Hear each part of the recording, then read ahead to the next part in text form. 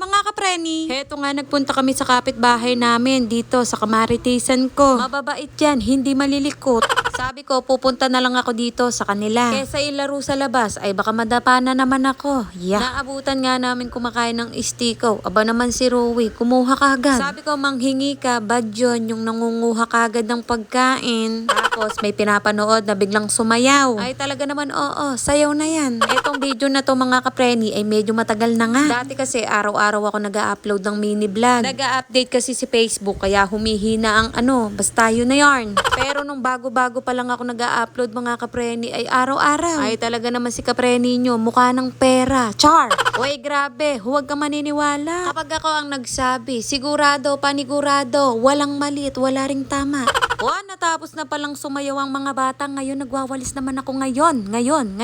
Kapag ang bata kumain, asahan nyo mga kapreni. Ang sahig, puro mugmog. Hindi tayo magpapakabisita, magpapakabuwisita tayo. Ay nakakahiya, kumain pa naman ng istikaw ang anak ko. Abay, inubos na nga yung pagkain ng anak ko. Nagkalat pa yung anak niya. Para hindi tayo masabihan ng ganon, linisin mo na lang. Himala nga mga kapreni, hindi sila nag-aaway. Kapag andun naman sila sa amin, ay parang aso't pusa. Kapag magkasunuran pala ang anak mo mga kapreni, kahit kakatapos mo lang reglahin, ay re-reglahin ka kagad. Bawal doon, sigaw doon, hala, sige. Abay, hindi na natapos ang pagwawalis. Iba na ang niwawalisan ko, yung kalat mismo nila. Char! Hoy, joke lang yun ha, baka sabihin nyo bawal magalit dito, dapat ako lang, sorry na.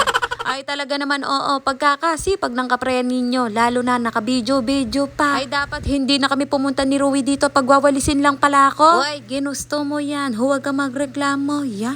Sino ba namang hindi gaganahan sa pagwawalis? Naka-aircon, split type, 2 horsepower. Yung tamad, sisipagan, sure yun. Ay okay lang pala sa akin yung nagwalis ako. May merienda naman pala. Kayo, oo. Kaya pala napakatagal sa baba, nagluluto. Medyo nahiya nga ako mga kapreni, baka talaga magluluto siya ng merienda. Pumunta pa kami. Imbis na sila lang mag-ina, ayan, may kasama tuloy sila. Kapag malaki at maganda ang bahay, maraming pagkain. Char! Abay ganado si Rowie, French fries kapreni. May pa-juice pa yan, hindi tubig.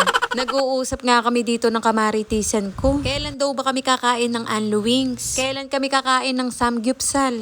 Hoy, joke lang, hindi ganon. Nakalimutan ko na ang pinag-uusapan namin dito. Ikaw ba naman ang pinagmerienda ay talaga namang mapapasayaw ka.